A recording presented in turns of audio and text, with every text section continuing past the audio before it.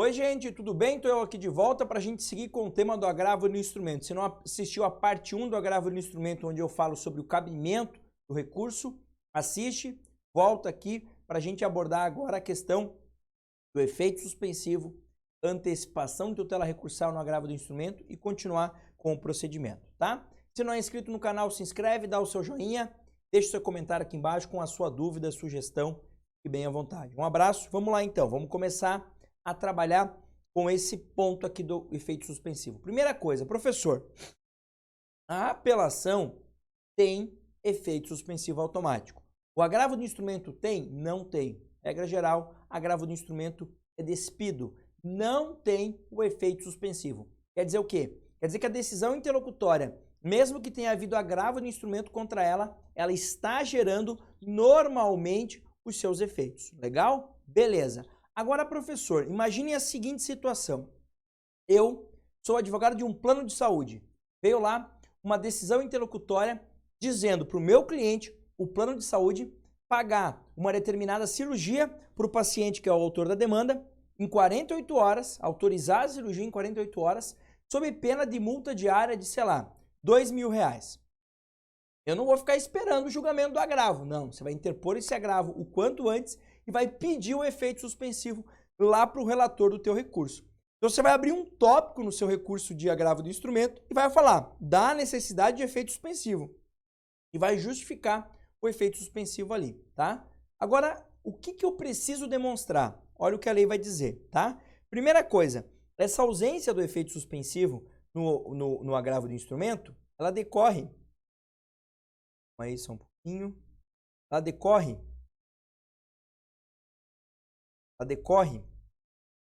de previsão do artigo 995, tá?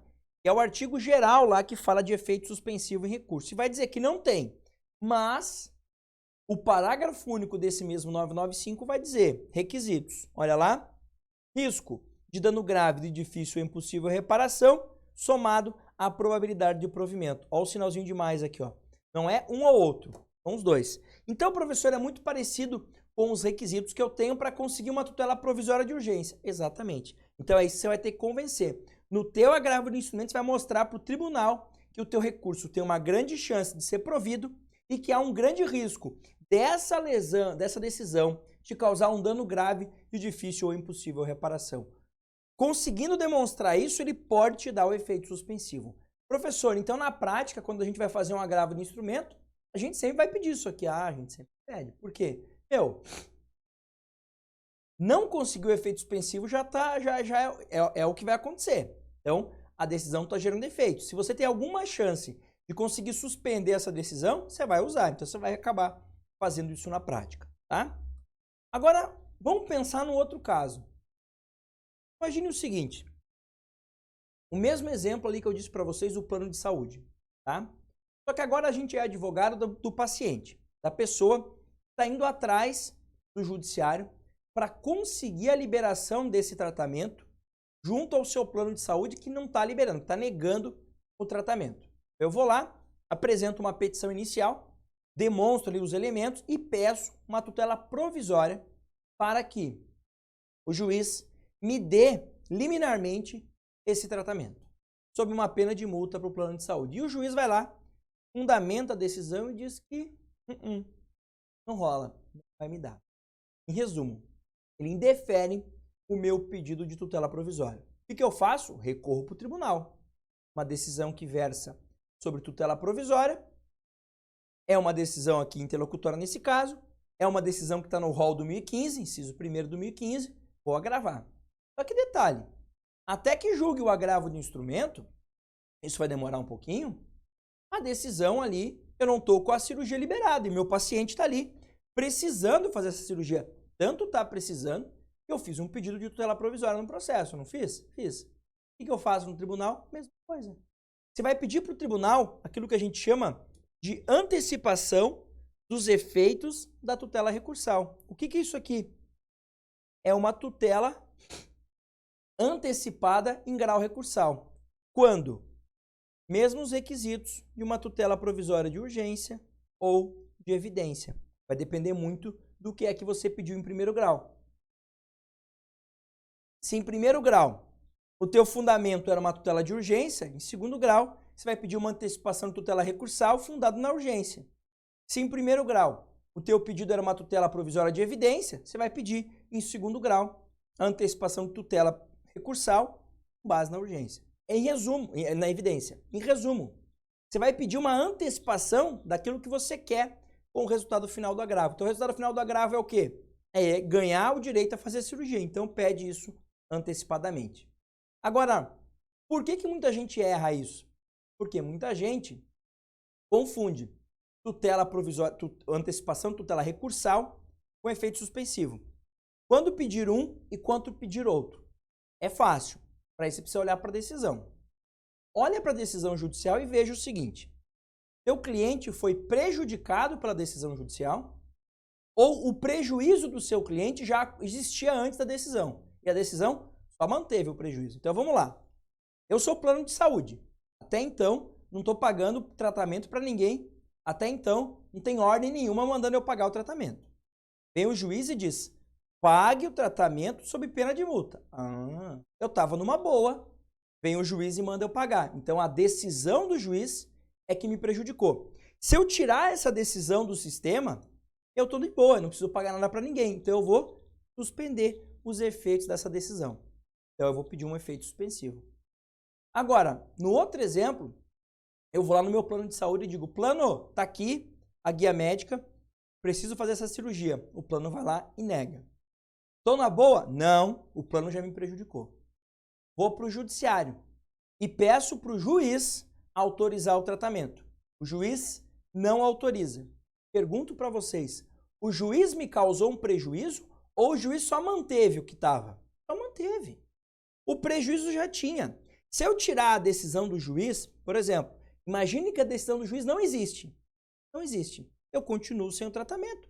E o plano de saúde diz para mim que não vai me dar o tratamento. Então essa decisão do juiz aqui, dizer que eu não tenho o direito, não mudou nada para mim. Eu continuo mesma. Eu continuo já prejudicado. Eu já estava prejudicado antes, vem a decisão do juiz e só manteve o prejuízo.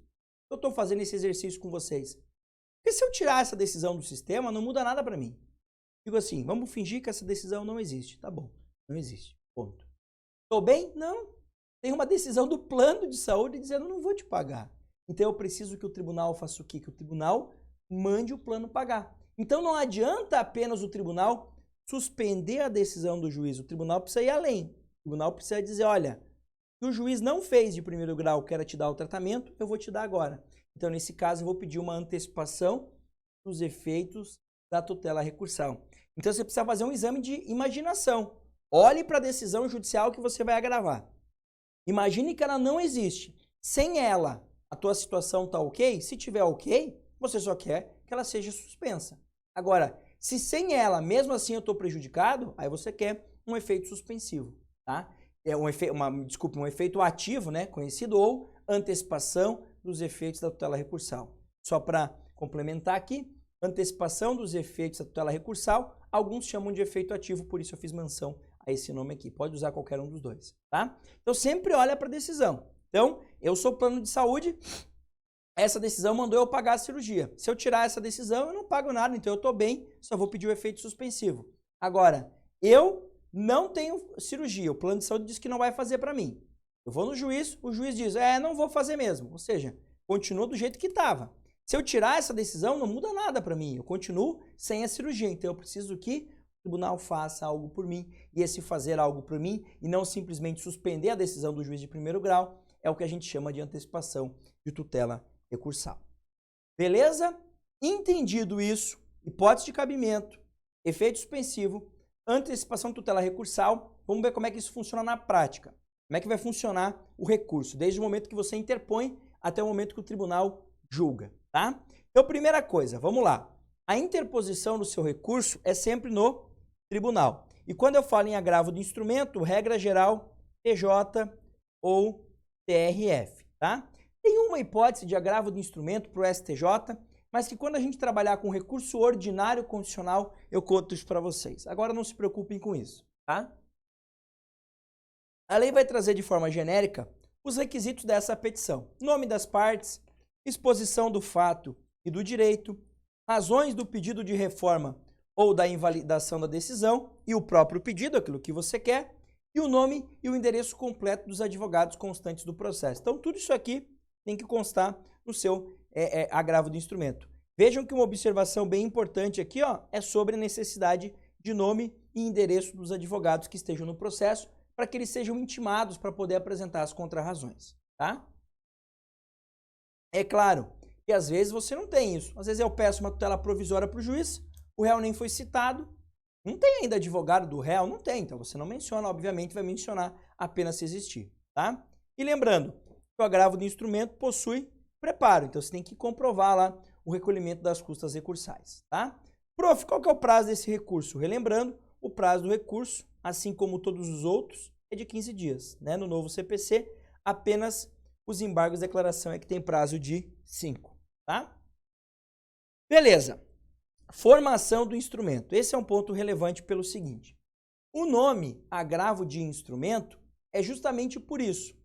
Porque como é um recurso que você interpõe no tribunal e não na origem, o tribunal precisa conhecer esse processo. Porque, vejam, a apelação você interpõe na origem e eles remetem os autos para o tribunal. Então o tribunal vai conhecer tudo porque tudo vai subir. O agravo do instrumento não. O processo está aqui na, por exemplo, primeira vara civil de Curitiba, o agravo do instrumento no TJ da Paraná. Então o TJ não conhece esse processo aqui.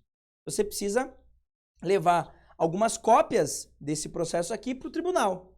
E essas cópias, esse conjunto de documentos, a gente chama de instrumento, tá?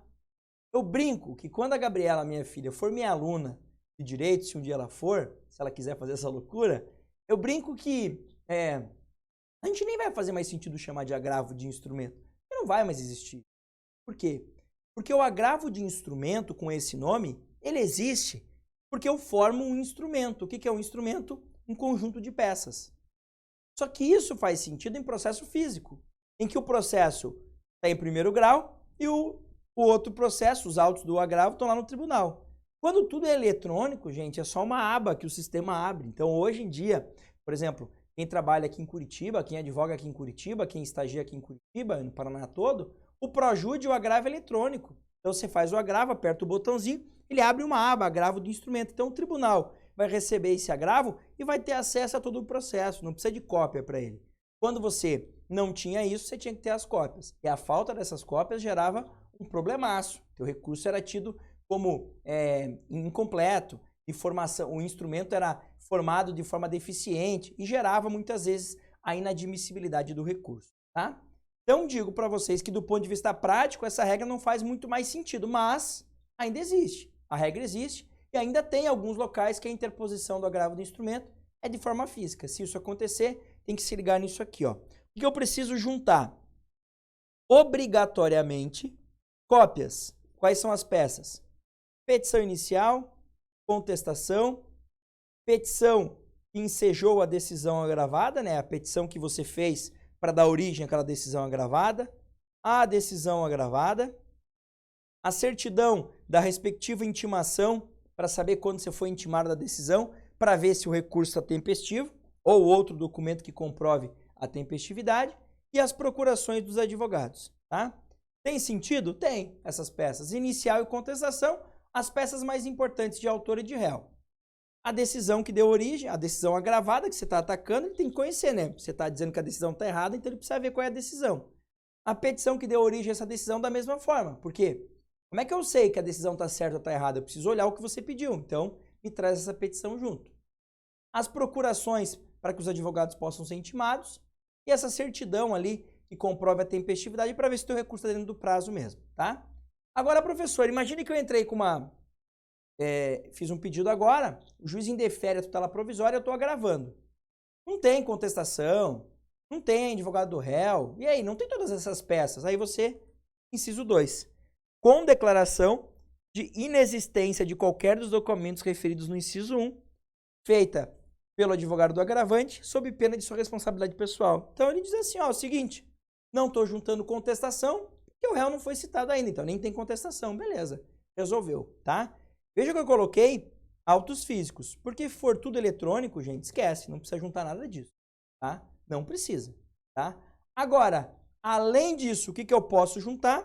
facultativamente outras peças que o agravante reputar úteis. Então, outras partes do processo, outros documentos que ele entende que são úteis para convencer o tribunal da tese dele, tá? Lembro quando eu era estagiário, tudo físico, te mandava cópia integral dos autos para não ter risco. Olha, não vai faltar nada, tudo que o tribunal precisa conhecer vai estar aqui, tá?